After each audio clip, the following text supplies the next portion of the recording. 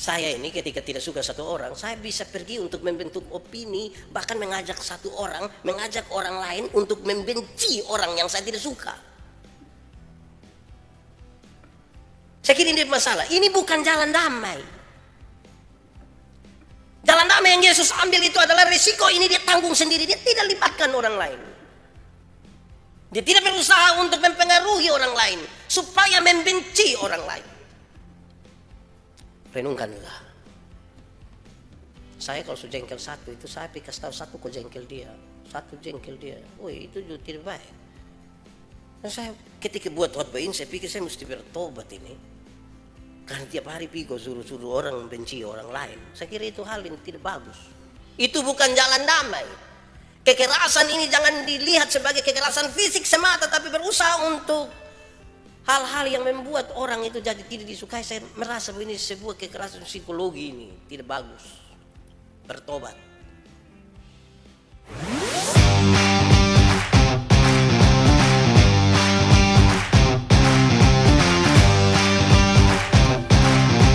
Saudara, mari kita berdoa untuk pemberitaan firman Tuhan. Kita berdoa. Ya Tuhan Allah, kami mohon kepadamu, kuatkanlah dan teguhkanlah iman kami oleh Roh Kudus-Mu, supaya waktu di mana kami akan belajar dari firman Tuhan, sungguh-sungguh kami dikuasai oleh Roh Kudus-Mu untuk memahami kehendak-Mu dan memampukan kami untuk melakukan kehendak-Mu dalam hidup kami. Karena kami tahu tanpa Tuhan kami tidak mungkin melakukan apa-apa, sekalipun kami tahu dengan pasti tentang kebenaran firman-Mu. Jauhkanlah semua penggoda pencobaan, biar dalam damai sejahtera-Mu kami belajar firman Tuhan. Kami rindu pada firman-Mu. Berfirmanlah bagi kami Tuhan. Dalam nama Yesus, firman yang hidup itu kami berdoa. Amin. Bapak Ibu, saudara-saudara yang dikasihi dalam Tuhan, dalam sukacita kita hari ini, tema yang disampaikan oleh Majelis Sinode adalah jalan damai, bukan jalan kekerasan. Jalan damai, bukan jalan kekerasan. Pembacaannya terbaca dari Injil Matius pasal 26 ayat 47 sampai ayat yang ke-56. Injil Matius pasal 26 ayat 47 sampai ayat yang ke-56. Firman Tuhan berkata demikian. Yesus ditangkap. Waktu Yesus masih berbicara, datanglah Yudas, salah seorang dari ke-12 murid itu. Dan bersama-sama dia serombongan besar orang yang membawa pedang dan pentung, disuruh oleh imam kepala dan tua-tua bangsa Yahudi. Orang yang menyerahkan dia telah memberitahukan tanda ini kepada mereka. Orang yang akan kucium, itulah dia, tangkaplah dia. Dan mengirim lebih dari 12 pasukan malaikat membantu aku. Jika begitu, bagaimanakah akan digenapi yang tertulis dalam kitab suci yang mengatakan bahwa harus terjadi demikian? Pada saat itu Yesus berkata kepada orang banyak, sangkamu aku ini penyamun? Maka kamu datang lengkap dengan pedang dan pentung untuk menangkap aku. Padahal tiap-tiap hari aku duduk mengajar di bait Allah dan kamu tidak menangkap aku. Akan tetapi semua ini terjadi supaya genaplah yang ada tertulis dalam kitab nabi-nabi. Lalu semua murid itu meninggalkan dia dan melarikan diri. Demikian firman Tuhan. Berbahagia setiap orang mendengar firman, memelihara dan melakukan dalam hidup setiap hari. Bapak Ibu saudara-saudara, shalom. Saudara-saudara, tema kita hari ini adalah jalan damai, bukan jalan kekerasan. Saya ingin mulai dengan meminta saudara berpikir sedikit. Ketika saudara hati sakit, ketika saudara punya masalah dengan seseorang, ketika saudara merasa bahwa ini sebenarnya sesuatu yang tidak benar dan hati kepingin memberontak sekali, apa kira-kira yang saudara lakukan? Pakai yang damai-damai saja atau kekerasan? Atau tergantung. Anda jual, saya beli. Renungkanlah sedikit. Pernah dengar kok tidak kalau orang bilang begini, biar sapa, pembalasan hanya dari Tuhan. Pernah kok? Atau sendiri omong, biar sapa pembalasan dari Tuhan. Ataukah kalau saudara nonton film atau kalau orang main gila, dong selalu bilang begini, nyawa atau harta. Ini gambaran-gambaran tentang pilihan-pilihan, mau yang damai atau dengan kekerasan. Saudara-saudara, biasanya kalau kita ada dalam pergumulan yang berat, masalah yang berat, itu urusan dengan orang lain, dengan seseorang. Saya mencatat bahwa kira-kira ada 4 hal yang bisa dilakukan, atau kita bisa bagi dalam 4 hal ini. Saudara boleh renungkan, saudara ada di bagian mana? 1, biasanya kalau ada masalah, jalan yang kita pilih itu adalah jalan damai. Kita mulai dulu dengan jalan damai. Suami bikin tak salah, bap mantu bikin tak salah, istri bikin tak salah, tetangga-tetangga bikin tak salah, orang-orang yang bekerja sama dengan kita bikin salah. Sudah, jalan damai. Tapi ini jalan damai yang kita maksudkan itu diam. Ada yang salah, sudah diam-diam saja. Diam. Itu paling banyak terjadi di rumah tangga tuh. Kalau satu semua diam itu, wah itu masalah itu. Apalagi selama ini dia cerewet baru takuju kita datang dia diam takuju, masalah itu. Diam. Ada yang menangis, masuk di kamar menangis, keluar datang kita tanya, ma menangis, soalnya teh mata agak kenapa kok menangis. Ada yang ikut saja, sudah saya ikut saja. Kalau memang kamu mau begitu, saya ikut saja. Walaupun sebenarnya hati sakit betul, tapi ikut saja. Koma di situ, tapi dia menunggu kabar buruk. Itu kabar buruk itu biar begini. Kita lihat sah. Aku juga dengar yang bersangkutan yang kita marah tuh dia tiba-tiba celaka, dia tiba-tiba sakit, dia tiba-tiba dengan susah gitu. Itu toh. Betul bilang. Menurut saudara itu betul-betul jalan damai. Diam, menangis, meminta untuk sudah ikut saja sambil menanti kabar buruk. Tapi ini kira-kira yang pertama biasa dilakukan. Kedua, banyak yang ketika ada masalah seperti itu, jalan yang dia pilih adalah jalan kekerasan. Bahasanya keras. Dia memaki. Mau ada orang kok tidak ada orang, dia maki. Bahasa keras. Sikap juga keras. Bisa berpukul itu. Bisa marah. Dan seterusnya. Kedua, jalan damai, jalan kekerasan. Biasa di mana? Ketiga, ketika orang bergumul dengan masalah-masalah tertentu, dia memilih untuk berpisah. Daripada kita tinggal bersama-sama, daripada kita dekat tapi bakal lain terus-terus, lebih baik menjauh. Beberapa orang sudah tidak lagi mampu untuk urus ini rumah tangga, sudah kita dua berpisah sudah. Kenapa kau mau cerai? Tidak cocok lah, Bapak, sudah tidak bisa, tidak cocok. Separuh nikah habis, tinggal lembab mantu, mama mantu, rasa bakal lain tiap hari. Tak salah, tiba-tiba kucing yang kasih jatuh piring, mam tua langsung langsung kita, itu lupa mama itu. Lebih biar kita kosa di samping mam tua rumah, kira-kira begitu. Berpisah saja daripada kita dekat, bakal lain terus itu. Kalau yang masih muda dong lebih memilih putus. Lebih baik hidup sendiri daripada ini baru pacaran sebegini, Pak. Hidup hanya penuh dengan cemburu, Pak.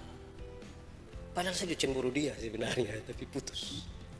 Atau yang keempat, saudara-saudara, biasanya ketika ada masalah, orang berusaha begitu rupa untuk melupakan masalah. Dia berjuang begitu rupa untuk melupakan masalah. Sengaja diabaikan saja itu masalah. Sengaja tidak mau pikir, padahal sebenarnya dia ada pikir itu. Makin berat satu masalah, makin sulit untuk kita lupakan sebenarnya.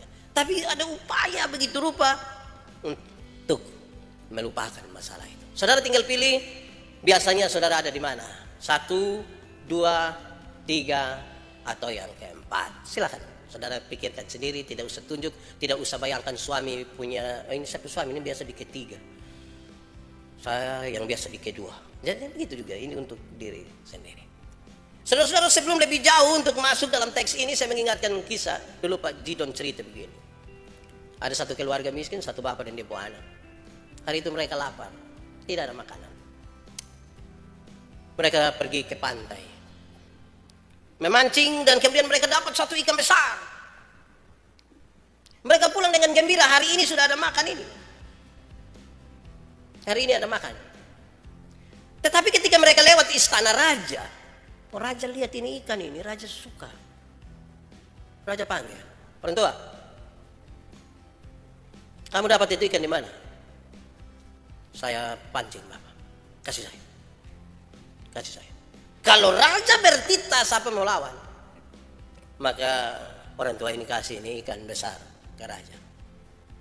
Pulang dengan kosong dan hari itu mereka tidak ada makan apa-apa.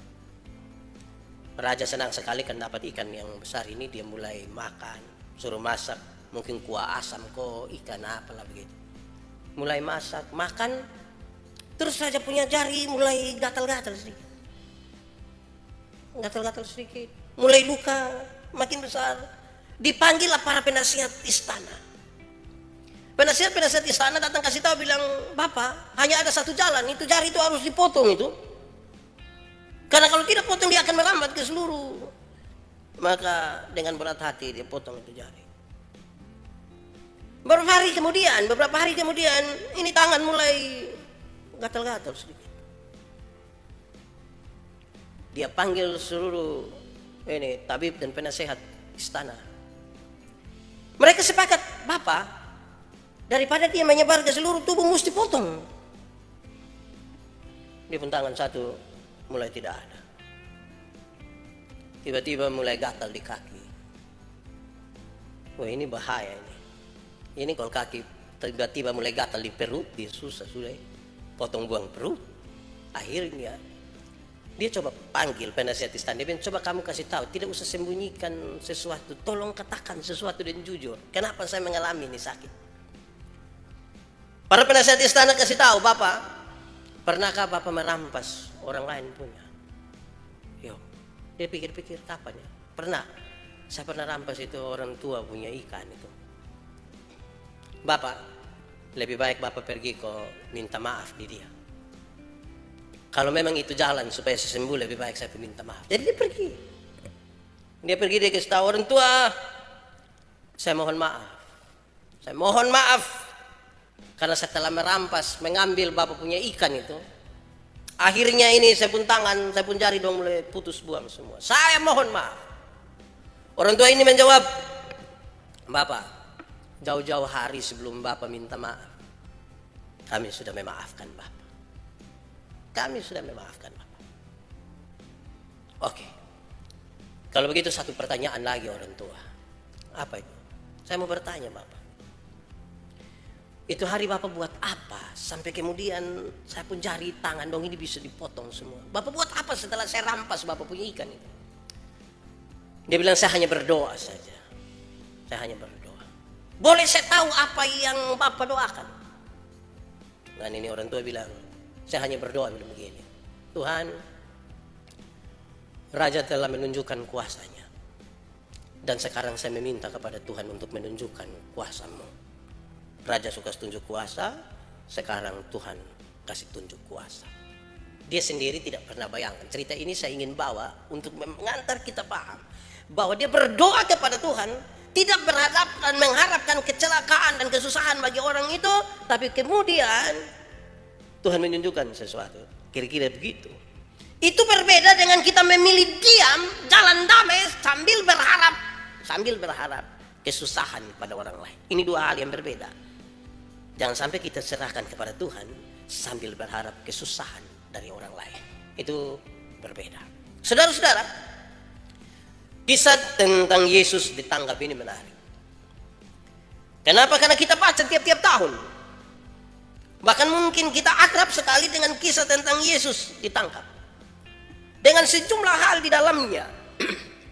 Mulai dari percakapan dengan murid-murid yang bersama-sama dengan Yesus, datangnya Yudas bersama-sama dengan pasukan Romawi itu, sampai Petrus memotong telinga dari Maltus, dan seterusnya. Saudara-saudara, bagaimana sikap dan tindakan Yesus, ucapan Yesus? Kita akan memberi jawab terhadap tema ini, jalan damai bukan jalan kekerasan.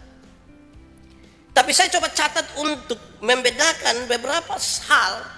Paling tidak ada 5 hal berkaitan dengan sikap Yesus terhadap situasi berhadapan dengan sejumlah orang di hadapannya. Hal yang pertama, saudara-saudara, terhadap murid-muridnya yang kemudian lari daripadanya. Ketika Yesus ditangkap, bagian paling terakhir murid-murid ini lari. Bagaimana sikap Yesus terhadap mereka? Yesus tidak melibatkan mereka. Yesus sama sekali tidak mau untuk bilang mari kita susah-susah sama-sama. Mereka tadinya baru perjamuan malam bersama, dan sekarang Yesus ditangkap. Murid-murid itu melarikan diri. Yesus tidak mau melibatkan mereka. Yesus sanggup bekerja sendiri. Dia ambil risiko sendiri. Dia tidak mempengaruhi orang lain untuk memusuhi orang lain. Biarlah sikap itu muncul dari mereka sendiri. Sikap Yesus. Dan saya kira kita butuh belajar ini. Saya ini ketika tidak suka satu orang, saya bisa pergi untuk membentuk opini, bahkan mengajak orang lain untuk membenci orang yang saya tidak suka. Saya kira ini masalah. Ini bukan jalan damai. Jalan damai yang Yesus ambil itu adalah risiko ini dia tanggung sendiri. Dia tidak libatkan orang lain. Dia tidak berusaha untuk mempengaruhi orang lain supaya membenci orang lain. Renungkanlah. Saya kalau jengkel satu itu saya kasih tahu satu kok jengkel dia, satu jengkel dia. Oh itu juga tidak baik. Dan saya ketika buat khotbah ini saya pikir saya mesti bertobat ini. Karena tiap hari pigo suruh orang membenci orang lain. Saya kira itu hal yang tidak bagus. Itu bukan jalan damai. Kekerasan ini jangan dilihat sebagai kekerasan fisik semata, tapi berusaha untuk hal-hal yang membuat orang itu jadi tidak disukai. Saya merasa ini sebuah kekerasan psikologi, ini tidak bagus. Bertobat. Itu pertama. Kedua, terhadap Yudas. Ketika kepada murid-murid Yesus tidak mau melibatkan mereka sebagai jalan damai, bukan kekerasan. Bagaimana terhadap Yudas? Yudas yang Yesus sapa sebagai kawan, yang tadi berumahkan bersama-sama dengan Yesus, dengan murid-murid yang lain.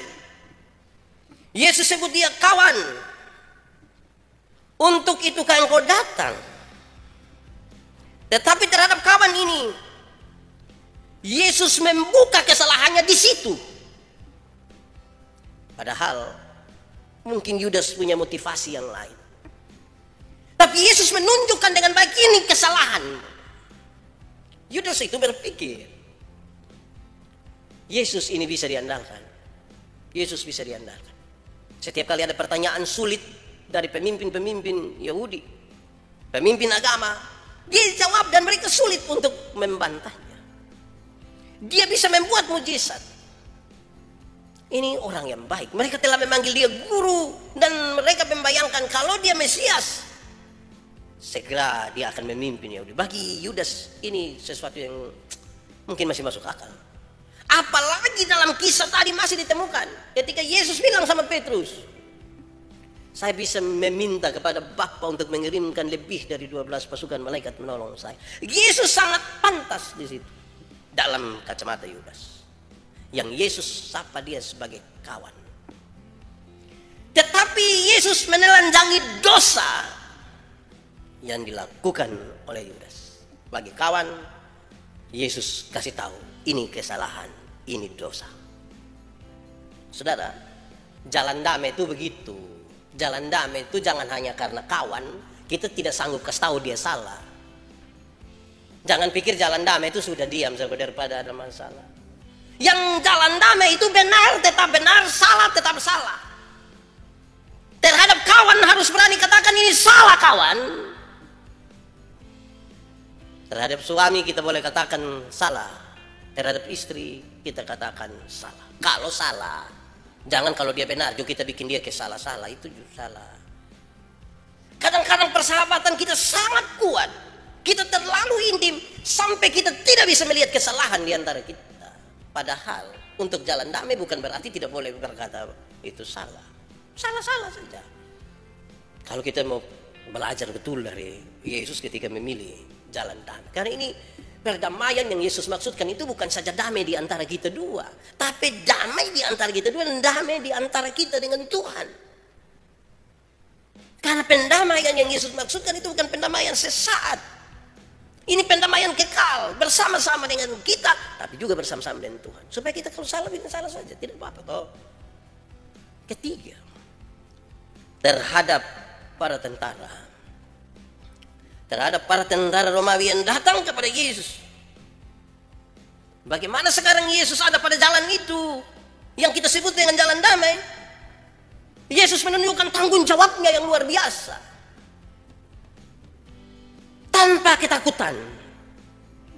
Yesus tidak melarikan diri. Dia bertanggung jawab.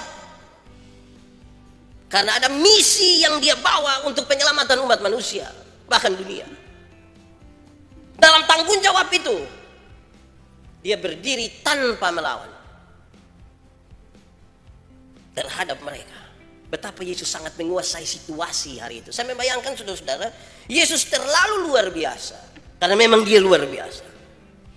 Karena di situasi itu justru Yesus yang memainkan peran yang luar biasa. Dan itu yang dikenang sepanjang sejarah.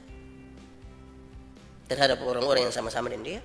Terhadap kawan yang mengkhianati dia. Terhadap orang-orang yang akan menangkap dia. Yesus tetap menunjukkan tanggung jawabnya. Kadang-kadang kita pun jalan damai itu, kita memilih untuk tidak mau bertanggung jawab. Ada dalam pelayanan, dalam rumah tangga, ada clash sedikit, ada yang tidak baik sedikit. Sudah, kalau begitu biar dia urus saja, saya tidak urus lagi. Daripada kita urus kok bakalai, lebih baik saya diam-diam. Tanggung jawabnya kita abaikan. Dan kita kira itu jalan damai. Tidak, Yesus tetap menunjukkan tanggung jawab karena ada misi di situ. Keempat, terhadap Petrus. Salah seorang di antara para murid yang sama-sama dengan dia, yang ambil pedang dan memotong telinga Malkus.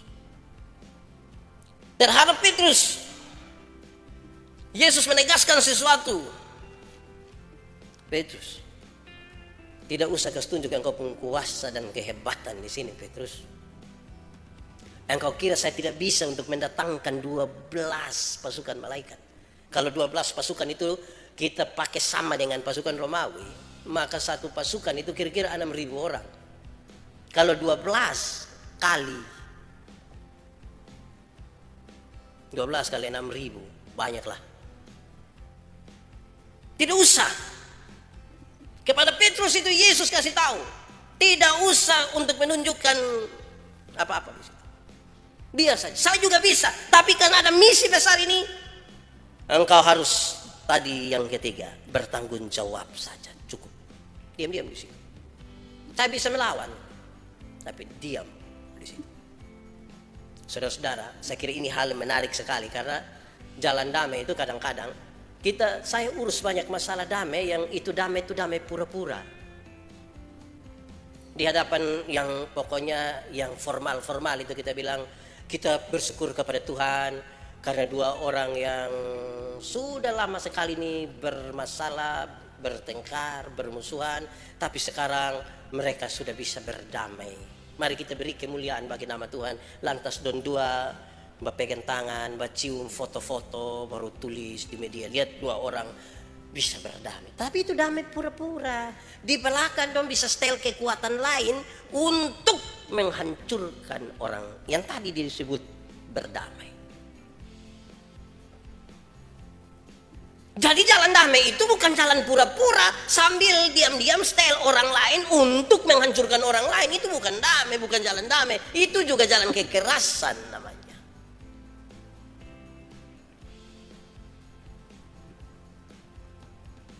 Jangan sampai pas kita sepakat damai di sini, pas kita bilang pokoknya pada waktu kita mau damai, waktu pegang tangan pas foto habis itu kas bunyi sudah, petasan bunyi.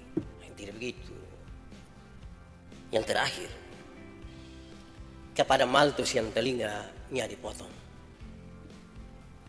Dalam situasi itu, ketika Malkus pun telinga sebelah putus, Yesus omong habis dan Petrus dia ambil Malkus pun telinga, dia taruh kembali. Saudara-saudara, kisah itu sepotong saja, tapi menarik. Kenapa?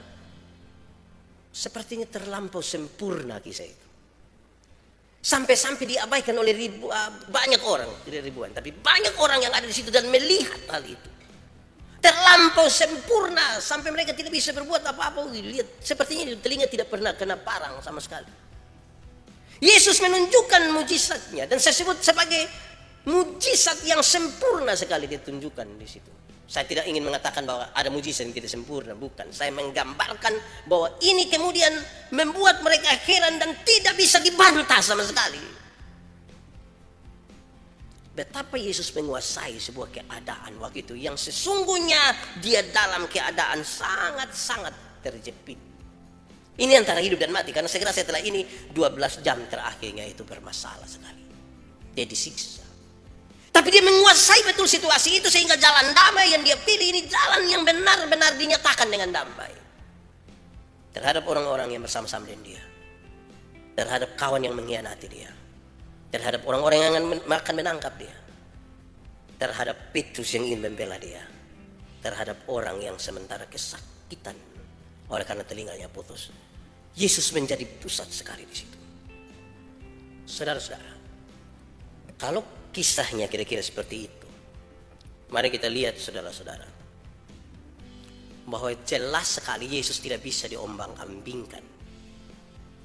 Ketika dia berada pada jalan di mana dia harus melaksanakan tanggung jawab pendamaian itu antara manusia dengan Tuhan Allah karena telah dipisahkan oleh dosa. Yesus terlalu kuat di situ. Karena itu jalan damai yang Yesus lakukan itu, bahkan kemudian kalau kita berefleksi, jalan damai itu menjadi penting, bukan kekerasan. Untuk apa? Untuk mencapai tujuan. Kita berusaha nih ada tujuan. Kita menikah ada tujuan. Kita bergereja ada tujuan. Kita membangun kelompok ada tujuan. Segala sesuatu ada tujuan. Lalu bagaimana kita akan sampai kepada tujuan? Padahal kita berjumpa dengan banyak-banyak orang dan gesekan serta potensi konflik itu ada. Jalan damai yang dipilih. Tapi jalan damai yang seperti apa? Yang tadi digambarkan satu persatu. Terhadap kawan, terhadap orang yang mau menangkapnya, terhadap teman-teman di sekitarnya, terhadap pengkhianatan, terhadap orang-orang yang menderita. Karena kita tiap hari ketemu dengan mereka. Ada tujuan di situ. Jalan damai diperlukan untuk tujuan itu tetap ada. Saudara boleh renungkan sedikit tujuan rumah tanggamu, tujuan usahamu, tujuan bergerejamu, dan seterusnya. Jalan damai. Saudara, ketika kita kami rapat untuk mau memulai kembali ibadah di gereja, kami harus diingatkan. Majelis ingatkan, Bapak Pendeta dong yang pimpin ibadah, tolong ingatkan. Pasti dalam konteks ini, tapi pakai jalan damai. Yang tidak pakai masker itu tolong kau pakai, karena kita punya tujuan bersama.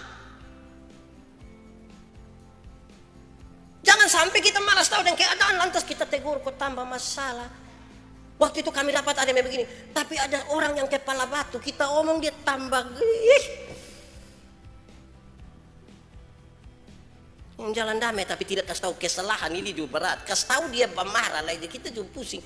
Risiko ini memang serius juga. Tapi memang kita diminta untuk memilih jalan damai. Jalan damai itu bukan berarti tidak boleh menegur kesalahan. Mesti kasih tahu. Terima kasih karena saya berani omongin, kan saya lihat semua pakai masker, jadi saya aman. Saya tidak tahu kebaktian kedua sebentar, terus ada yang tidak pakai. Ini saya mau jalan damai karena mana? Saya yakin saya pakai jalan damai abu-abu. Saya lihat Kak Edwin tidak pakai, saya hanya bilang bagi saudara-saudara yang tidak pakai masker, tapi mata saya sengaja tidak taruh di Kak Edwin. Bagi saudara-saudara yang tidak pakai masker, ini jalan damai, tak salah ini saya rasain. Saya merenungkan ini tadi malam, saya pikir besok ini saya berani kesetuju jalan damai dengan menegur kesalahan, kok tidak? Karena kita punya tujuan bersama. Kita lagi bergereja untuk sebuah tujuan bersama. Mari kita sama-sama di sini untuk tujuan itu dalam jalan damai. Kedua, saudara-saudara, jalan damai diperlukan untuk mengurangi atau meniadakan korban. Bayangkan kalau Yesus tidak tegur sama Petrus hari itu.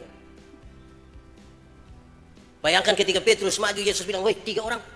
Nah, woi, saya yakin banyak yang korban itu. Jadi jalan damai diperlukan untuk kita mengurangi, meminimalisir korban. Kalau perlu tidak boleh ada korban sama sekali. Jalan damai diperlukan untuk jangan ada korban. Tetapi bukan berarti kita tidak boleh buat apa-apa karena tidak boleh ada korban sama sekali. Tidak. Lakukanlah sesuatu. Tetapi dalam jalan damai yang kita pilih itu jangan sampai kita korbankan orang lain. Jangan sampai kita korbankan orang lain. Jalan damai itu diperlukan untuk sebuah pemulihan. Ini yang ketiga. Jalan damai diperlukan untuk sebuah pemulihan.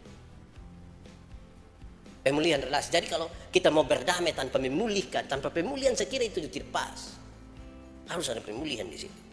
Nah, saudara-saudara, pertanyaan paling besar di sekarang adalah, Pak Pendeta, lalu bagaimana cara-cara untuk kita bisa mengambil jalan damai? Kan tiap hari kita berjumpa dengan konflik dan berbagai-bagai perbedaan di antara kita. Berkaca kepada Yesus yang sangat menguasai situasi hari itu ketika dia ada dalam dalam keadaan yang terdesak itu, saya kira beberapa hal ini menarik. Cara, tadi kan kita lihat hasil yang luar biasa dari apa yang Yesus lakukan, tapi cara-cara ini menarik. Satu, menyambut dengan hangat. Yesus punya cara sambut Yudas itu terlalu hangat. Kawan, untuk itu kan kau datang kepadaku. Hangat sekali. Saya terkoreksi sekali dari ini. Kita ini kalau baru dengar saja, belum lihat langsung, itu kita sambutan sudah tidak hangat. Orang berkata, masuk.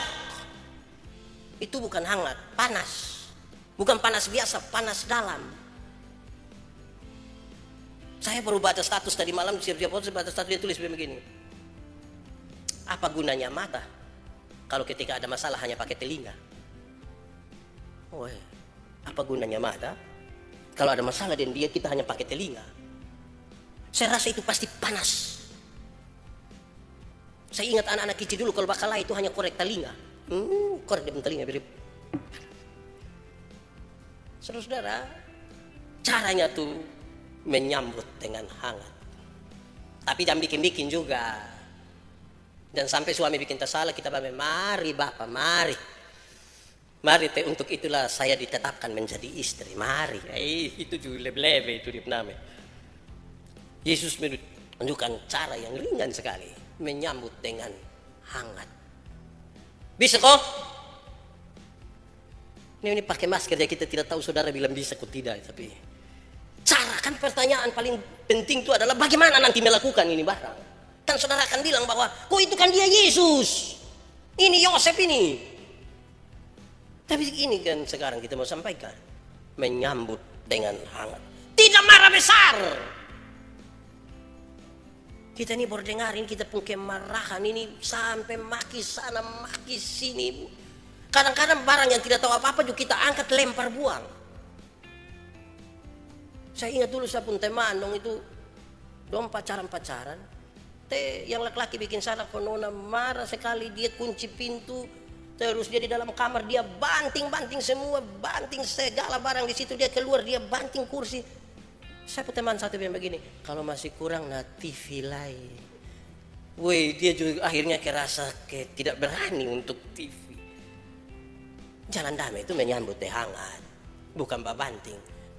Pak Pendeta, saya tidak banting TV Bapak, saya hanya banting diri dililibah. Saya rasa itu bukan cara hangat. Menyambut dengan hangat, bukan cara damai, itu tidak damai. Kedua, setelah menyambut dengan ini sepaket ini, menyambut dengan hangat dilanjutkan dengan berbicara dengan tenang. Berbicara dengan tenang. Yesus pembicara itu tenang betul. Sudah menyapa dengan hangat itu, dia berbicara dengan tenang. Untuk itu kah orang datang ke pegang, dia mencoba begini, dia bilang, penyamunkah aku sehingga kamu datang membawa senjata dan pentung? Saya rasa kalau saya ini orang pegang, lepaskan. Berbicara dengan tenang. Saya ingin pakai contoh lain. Kadang-kadang kita dalam masalah begitu, kita sambut hangat, ini kata-kata dong penuh sindiran. Kita pun cara bersindir ini sindir-sindir. Di sini tidak bisa status. Status ini dengan story WA ini penuh sindiran. Kalau tidak tahu tentang saya, jangan omong ke tahu-tahu. Sebab setan paling suka orang yang tidak tahu apa-apa tapi omong ke tahu-tahu. Ini bahasa apa ini? Saya sekarang terkoreksi nih. Tapi pulang saya sudah berubah. Bukan, saya sudah berubah sekarang ini. Berbicara dengan tenang. Ibu-ibu, bapak-bapak, kita jujur saat nona-nona juga dan nyong-nyong dong. Kita ini kalau terlalu marah berbicara tidak tenang, akhirnya omong sembarang. Istri ini kalau marah dia bisa usir dia sana. Lebih lupa angkat. Sampai itu yang tiga jangan dia lupa mau kerja angkat. Nanti suami jangan berbilang, kenapa kau tinggal saya? Hai, makanya bicara itu tenang. Jangan asal omong. Jalan damai toh. Tapi suami don juga tolong. Tagal ibu mau jalan damai ini kita bilang, sana mantua itu orang baik. Di antara dong keluarga 8 orang itu dia paling baik sudah. Dia sama persis dengan bepu nenek. Aduh itu sudah salah itu. Jalan damai, berbicara dengan tenang. Tadi malam beta ibu keluar dari motor, cerita tentang apa? Tentang apa kok? Nah di motor ini kalau tempat cerita itu kan bahasanya tidak tenang. Beta rasa betul sama kayak kalau kita di pinggir jalan, kalau lihat orang di motor lihat, terus beta kalau ibu pelan sedikit. Orang kayak banyak gitu. Dong lihat kita bingung. Berbicara dengan tenang. Ada apa-apa berbicara dengan tenang Bapak Ibu. Anak-anak dan semua tidak usah sindir sana sindir sini. Baik toh, lebih baik kalau anggap dia teman, anggap dia saudara, anggap dia tetangga, kita tahu. Yesus bilang, tahu. Kadang-kadang kita ini berani omong di luar, berhadapan muka dengan muka kita tidak berani omong. Lihat saya nanti saya saya akan diam. Kok diam juga saya selalu sepi. Pina omong. Ketiga, jalan damai yang Yesus lakukan itu adalah dia tidak menyiapkan senjata. Tapi kita harus hati-hati di sini. Yesus tidak siap senjata. Dia tahu yang datang ini teman. Dia tidak siap senjata. Tetapi bukan karena dia pasrah sekali dia tidak bisa berdaya, bukan itu. Tetapi ini sebuah bentuk konsistensinya dia. Yesus sangat konsisten pada jalan penyelamat, pendamaian itu. Dalam pendamaian. Saya bisa buka punya ini rumah. Saya lihat dia ini, dia taruh parang sumba itu ada 2 di dia pun dinding. Saya tidak ngomong dia, mas saya bayangkan mau kasih takut siapa. Jangan sampai ada orang datang omong. Terus dia pemata hanya angkat lihat di parang. Omong. Lama-lama yang datang langsung bapak saya permisi. Kenapa bapak pemata tuh? Yesus tidak siap senjata. Tidak siap senjata. Dia artinya yang saya maksudkan. Untuk sebuah jalan damai, jangan siap untuk berbantah-bantah. Untuk saling melawan. Karena kita tiap hari akan ketemu orang. Bayangkan kalau tiap hari kita ketemu satu, kita siap bakal lain, siap ketemu satu, siap bakal lain, ketemu satu, siap maki, ketemu satu. Wih, kita pun hidup pun apa ya, pun terikat lagi di itu sudah. Salosa, santai-santai, ketemu saya. Ada polisi lewat rumah, Pak, mau tangkap saya. Tidak, saya kira tidak begitu juga, tapi maksudnya mari kita tidak ada masalah tuh jangan siap duluan untuk mau karena untuk mau melawan, berperang dan lain sebagainya. Jangan itu. Banyak orang ketika ada masalah, kecenderungan pertama itu memproteksi diri. Tidak apa-apa, tapi jangan proteksi diri siap senjata, siap kasih mati orang. Bukan itu. Terakhir, dalam itu semua saudara-saudara bagian yang terakhir ini untuk jalan damai itu menguasai diri. Menguasai diri. Yesus menunjukkan sebuah cara yang hebat, penguasaan diri. Kau kira saya tidak bisa untuk meminta 12 pasukan malaikat datang ke sini? Yesus sangat kuasai diri. Ada godaan yang sangat kuat untuk Yesus bisa mengatakan itu, menyatakan itu, tetapi tidak. Dia kuasai diri. Ada masalah tolong kuasai diri, karena kuasai diri itu baik. Ada sesuatu, jangan hanya masalah yang sebenarnya tidak sebesar pengorbanan kita selama ini. Kadang-kadang kita pencara pandang itu yang bikin kita tidak bisa kuasai diri. Kita sudah menikah 15 tahun, terus ada laki-laki lain, ada perempuan lain, kita sangat tidak kuasai diri dan kita merasa cara berpikir kita begini, engkau mengkhianati 15 tahun ini. Yang 15 tahun ini kita rasa sampai kita ambil tindakan yang kemudian merusak ini barang yang karena kita rasa sudah 15 tahun lah. Padahal kekuatannya ada di 15 tahun. Kalau 15 tahun ini kita bisa jalani sampai hari ini, ada masalah seperti ini saya harus kuasai diri supaya 15 tahun ini jadi 16 tahun, jadi 17 tahun, jadi 18 tahun. Kekuatan. Jangan jadikan dia senjata untuk menghancurkan 15 tahun. Memang kadang-kadang untuk menguasai diri itu agak susah. Kita sering bilang begini, lu tidak tahu, lu tidak tahu berhadapan dengan siapa. Tiang-tiang listrik dong itu siapa punya? PLN. Bukan saya punya. Jadi kita tuh kalau tidak kuasai diri tuh, kita omong gini. Hei, apa? Kita ini batas salah sedikit dalam keluarga dengan keluarga untuk sesuatu, misalnya ini orang tua perumah. Kita 4 orang sama-sama pernah duduk sepakat untuk orang tua perumah ini susun bayar, jadi kita kerja dulu orang tua perumah. Terus ada satu ini dia yang kasih keluar duit paling banyak ini. Beta yang belum kasih keluar uang karena memang belum nanti. Terus karena jalan damai bang, ingat tuh ketempung kesepakatan 2 tahun lalu. Terus kakak omong begitu saya rasa tersindir, saya bilang apa-apa colo omong ulang. Hei, apa yang saya tidak bisa beli? Hei, apa? Lu jangan baru kasih ini, lu pikir, saya foto. Laut itu siapa punya? Kalau sebegini ini kita rasa tidak betul ini.